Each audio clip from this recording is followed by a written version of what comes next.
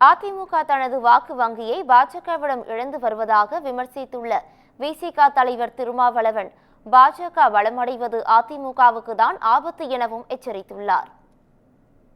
கூட்டணியில் இருந்த கட்சிகளைத்தான் பாஜக மெல்ல மெல்ல அழித்து வந்திருக்கிறது. அவர்களின் இருப்பே தெரியாத அளவுக்கு அவர்களை சிதைத்திருக்கிறார்கள்.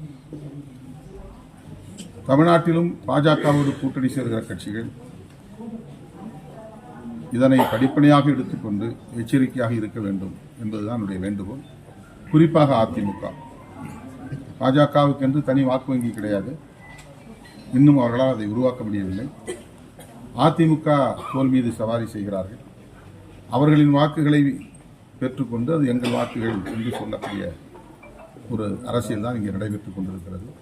2026 அதிமுக தம் வாக்கு வங்கியை பறிகொடுக்க போகிறது பாஜகவிடம்.